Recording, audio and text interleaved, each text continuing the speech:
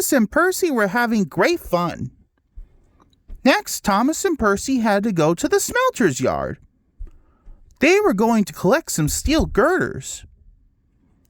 But when they puffed into the yard, they saw something that was very, very frightening. It was Diesel 10. Diesel 10 was big and strong, and he had a crunching, crushing claw.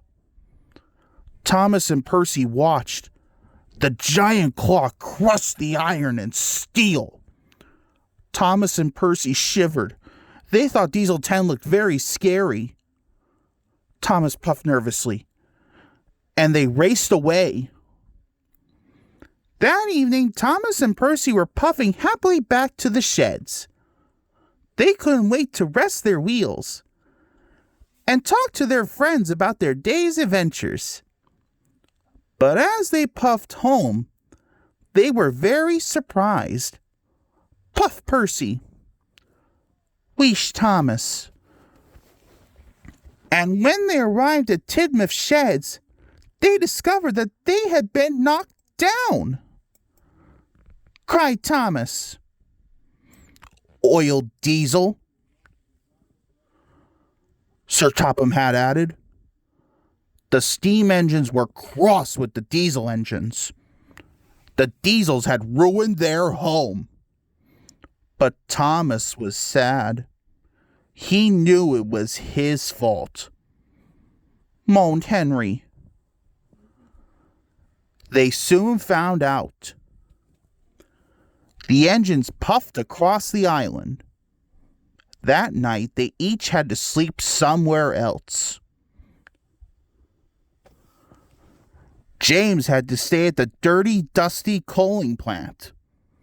Moaned James. Edward had to stay at the quarry. Oiled Diesel.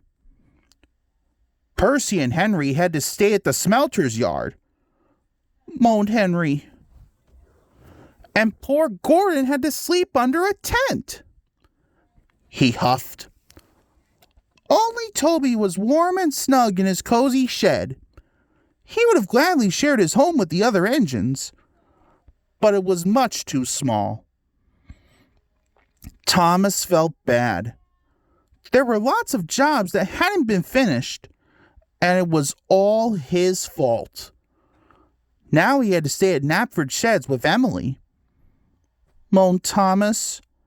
Emily huffed. Emily didn't like sharing her shed. She was used to peace and quiet. Puffed Thomas. But that night, a fierce storm swept through the island. It was the strongest wind the engines had ever known. It blustered and blew. The wind howled down the tracks and tore down the trees. It ripped off roofs and flattened fences. It even blew Gordon's tent away. Huffed Gordon. The other engines were glad to be tucked in for the night, but they were worried. Percy shivered. The wind blew all night long. The Sodor suspension bridge twisted and shook in the strong winds. And then there was trouble. The next morning, when Thomas puffed out of the sheds, he saw that the storm had done lots of damage. He cried. Thomas puffed across the island.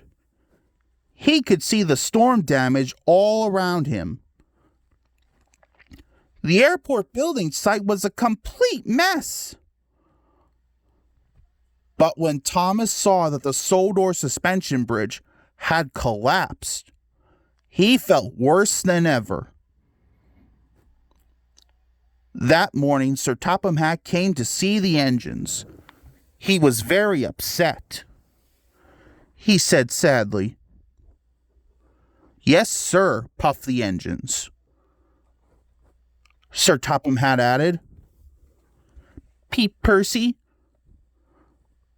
Sir Topham Hatt said firmly.